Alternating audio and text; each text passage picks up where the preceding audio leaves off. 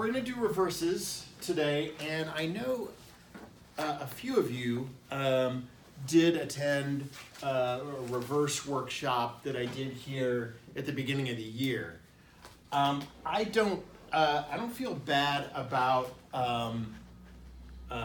for those of you who have had this before. This is going to be mostly the same content. This is a topic that people seem to really struggle with, so I think the reinforcement is a good thing. If you were at the workshop back in, I think February it was, and you hear a lot of things that sound familiar, hopefully you find it useful again. That just because this is one of those parts of bidding that people seem to have a lot of trouble with. On some level, reinforcement hopefully is always good, but in this case, I think it is hopefully very useful. So we want to go through criteria for reverse, and look at some examples, and then also look at how does responder deal with the reverse, because it is forcing for a round, and then kind of take some of these auctions through to the end, and then and we'll have again a couple of hands for you to play at the end as well. So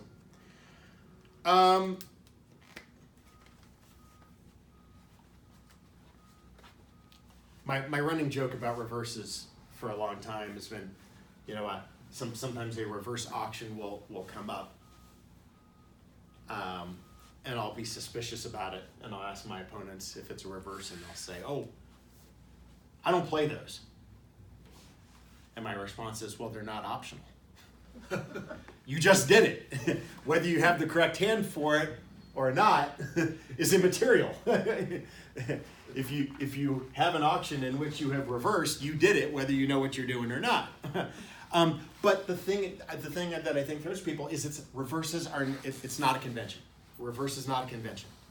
It is not something that you choose to play. Say, okay, we're ready to take on this convention. It's actually a part of standard, fundamental, old school Gorin style bridge, which is why I say it's not optional. It's just a part of standard American. A reverse is less of a convention than stamen is. But for some reason, people resist them. And they're very useful because they say something about both your strength and your shape. And that's why it becomes important to use them properly. And so we would define a reverse. Oops, that's not the bit I want. We define a reverse as opener when you bid a higher ranking suit in the second round of bidding than what you opened with, and you have to go up a level to do it, you have reversed. In other words, if you open a club and your partner bids a spade, if you want to show hearts, you have to go to the 2 level, right? And this is why fundamentally we want you to have extra strength, even if or if you lack the full extra strength, compensating distribution, like 6-5, where you can reverse with less strength, because your hand has to have extra playing strength to bid this way. Because the auction starts to escalate very quickly, right? What if your partner has a really weak hand and all they want to do is take a preference back to clubs and they don't want you getting too excited? Well, now they're going to the 3 level, right? So you can see what happens with your bidding space. And this is a theme that comes up in several situations, especially in dealing with our strong hands. We talked about it last time when we talked about 2 club openers, and we said, one of the trickiest things about your 2 club openers is how fast your bidding space goes away. So to give you a contrast, this auction over here on the right is not a reverse, and it does not show extra strength. Why is it not a reverse? Because the opener can introduce the spade suit without having to go up a level. Notice that we have stayed at the 1 level throughout, right?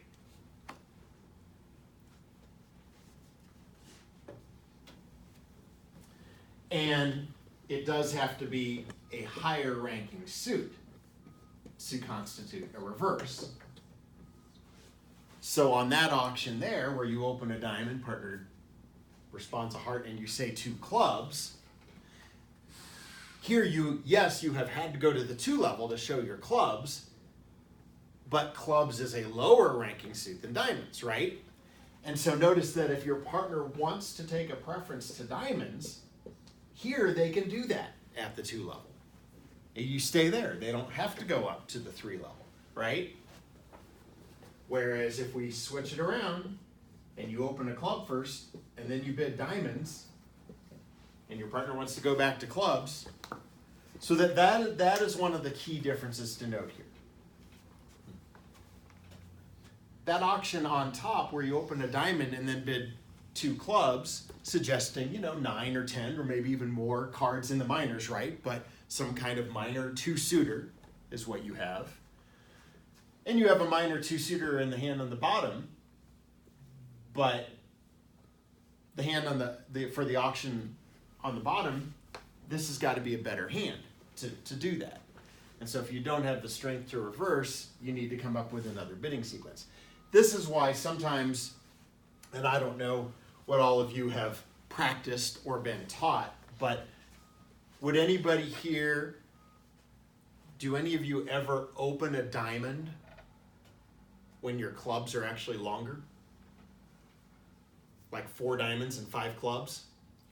That's an extremely awkward hand. And I hate doing that, and I hardly ever do it. But I will do it on occasion. Why? Because if the hand's not strong enough for a reverse and you open a club and partner, let's say, bids a major, and now you can't rebid a no trump because you have, say, a singleton somewhere, hand inappropriate for a no trump, and you can't raise partner's suit, and you're just stuck for a rebid. You run into all sorts of problems. Why don't we let's construct a hand like that.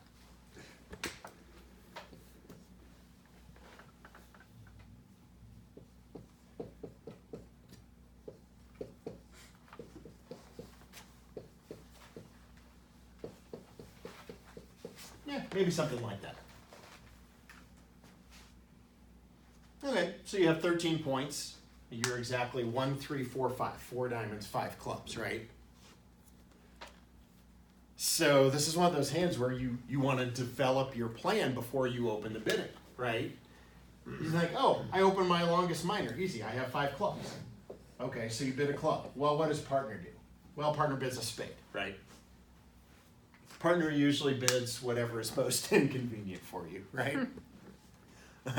Okay, well, what do you do with this hand, right? You have a lot of unattractive rebids. If you rebid 2 clubs, that should promise a 6-card suit. You have an okay 5-card suit with king, queen. So you could do that, but it's not ideal, right? If you say, well, I better not do that, I don't have 6 clubs, or I don't have 5 really good clubs, well, what are you going to do? You can't raise partner. You have a singleton spade. Are you going to come back with a no trump? Well, now you're showing a balanced hand, right? You have a singleton and partner suit. That's not ideal either. I'm not a big fan of a no trump here. Is it much worse of a lie than 2 clubs? Nah, I don't know. Neither one's very good, right? So we don't really like that. Well, if you tried to show your second suit and bid 2 diamonds, now you have reversed, right? Well, reverses, we're going to get into talking about strength here. That normally shows 17 points, but you have a 13-point hand. So this is definitely out. That's too big of a lie, because you'd be showing a full ace more than what you have. Well, what do we do with all these unattractive options, right? Well, so what some people like to do with this hand is have that option, only it would be a spade, right? Now, you're still lying, right? Talking a lot about lying today, aren't we? I like it. Lying at bridge. So if you open a diamond with this hand and partner bids a spade, your rebid is actually reasonably comfortable. You bid 2 clubs, right? But what can go wrong here is what happens when partner takes that preference back to diamonds because they think your diamonds are longer because that's the suit you opened, right? So you could play, like you might play a 4-3 diamond fit when you have, say, a 5-3 club fit. The partner has 3 diamonds and 3 clubs, they will preference back to your first suit, right? Because that's the suit that is, and theoretically, you're showing equal length or your first suit is longer, right? So this is a really tricky situation. There's no good way to deal with it. What I would recommend is talk to your partners about what is our style here. If we're stuck, would we rebid a no trump with a singleton? If that's okay in your partnership, again, it's not ideal. At least a no trump, is going to limit your hand, right? Partner's going to take you for about 13 points when you rebid a no trump. So you won't get in trouble with your strength, even though your shape is not perfect. Well, it's good that he bid the suit that you're short in. Well, yes and no. It's good in the sense that you're a little more comfortable with no trump because you don't think you're wide open in the spade suit. On the other hand, when the dummy is pretty weak and you have a singleton, if partner has some winners in spades and it's not a solid suit, you may be really hurting for dummy entries, right? And you may have winners, potential winners that you can't get to the dummy, right? So it's transportation that becomes the biggest problem. That's why we don't, like to. And there's some other situations, like I said, your partner might later try to play 2 spades thinking that you have a doubleton or something like that when you've shown a balanced hand. So I really try to avoid that. I don't like opening this hand of diamond and rebidding 2 clubs, but I like it a shade more than planning to rebid a no trump. So, and remember that the rules for reverse still apply even if partner didn't bid a suit. So we can have an auction like this. What if I open a diamond and you respond 1 no? And you come back with 2 spades. Reverse, yes. Mm-hmm. Why? Because you have bid a higher ranking suit and you have had to go up a level in bidding to do it. Now you might look at an auction like this and say, well, partner responded a no trump, therefore denying a 4-card major. What does it accomplish for me to bid 2 spades when I know we don't have an 8-card spade fit? Because you probably have 4, right? If you had 5 spades, you more likely opened 1 spade. And the answer is, it allows you to make a forcing bid and to show your strength. Normal strength for reverse, and this is the first criteria, normally 17 or more high card points. So when you bid spades here, you're saying, partner, I have a really good hand. I'm trying to give you an idea of my shape with diamonds and spades. And I know we're probably not going to want to play in spades because we don't have an 8-card fit, but it allows you to make a forcing bid and you've kept the auction relatively low, right?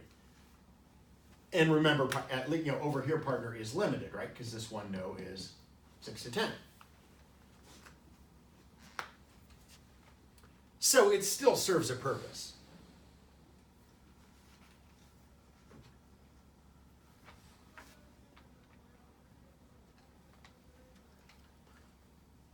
And they have these in different order.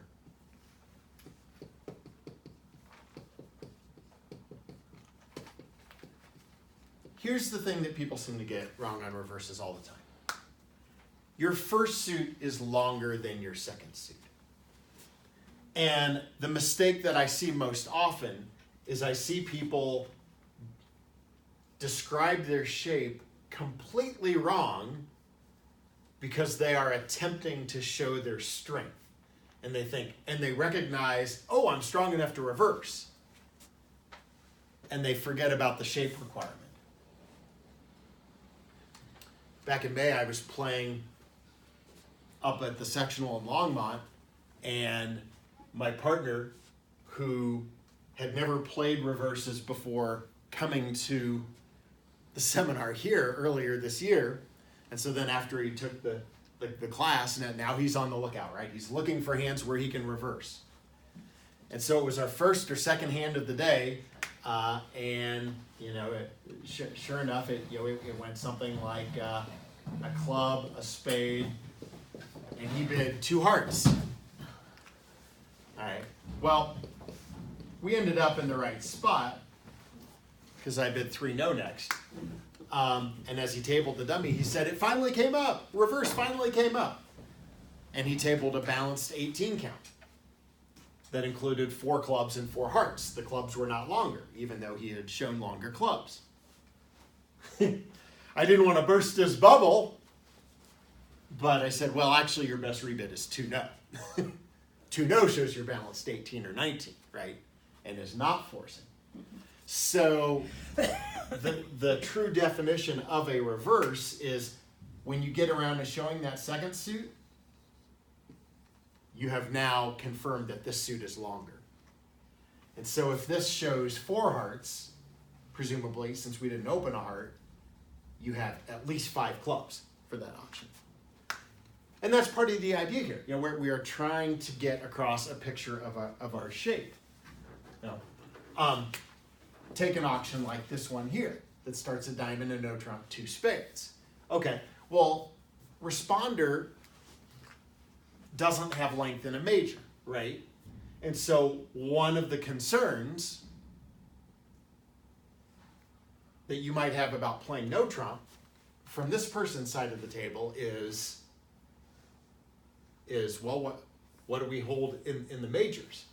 Well, if you reverse showing a big hand and you showed something in spades, this person would say, okay, sounds like we've got spades covered, but what about hearts? Because now you might be really worried, right? Your 1 no trump already denied 4 hearts. You would need to have some decent kind of 3-card heart holding, presumably, maybe good doubleton, to still want to play this hand in no trump ultimately, right? Because we don't know if you have a suit fit. But how many cards have we accounted for at a minimum in opener's hand? 9, right? Because there's at least 5 diamonds and now 4 spades. Well, opener's starting to run out of room to have much length in hearts, right? And so if the opener has a singleton or a doubleton heart, yeah, this is the kind of thing that would help us pinpoint, okay, well, maybe we need to be, maybe we need to rethink where we want to try and play this thing. If we're going to game, maybe 3 no's not the answer. Certainly, if you didn't have something resembling a heart stopper over here, you would make a different bid and try and stay away from no trump.